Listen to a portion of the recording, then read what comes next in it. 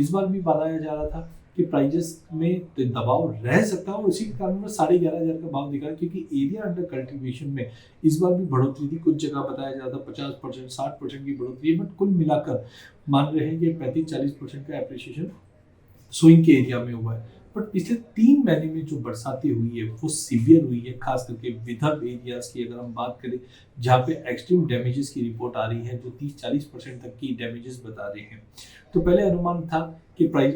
जो crop size है हमारा या नया प्रोडक्शन जो रहेगा वो लगभग 95 लाख बोरी के आसपास होगा। 1 करोड़ के ऊपर जाता हुआ नहीं दिखाई दे रहा, क्योंकि 75 लाख बोरी के ऊपर अगर हम 30% का भी अप्रिशिएशन करते हैं तो लगभग 95 लाख बोरी का होता है। बट कहीं ना कहीं अब जो डैमेजेस आ रहे हैं, इससे अटकलें लगाई जा रही है कि इस बार का जो प्रोडक्शन है वो 90 लाख के नीचे रह सकता है, 85 से 90 के बीच में, टू अर्ली टू से राइट नाउ। बट अगर 85 से 90 के बीच में रहता है तो कहीं ना कहीं आप ये मान के चलिए कि हमारे पास जो कैरी स्टॉक है बहुत ही ज़्यादा कम है या ना के बराबर है, क्योंकि हमारी कुल खपत 70 लाख बोरी के करीब का हमारा डोमेस्टिक कंजप्शन हो जाता है, वो 30-32 लाख बोरी के आसपास का एक्सपोर्ट। तो हमें करीबन 95 से 1 करोड़ बोरी की रिक्वायरमेंट है और वो पूर्ति होती हुई दिखाई नहीं देगी, जिसकी वजह से एक बड़ी रैली बनती है।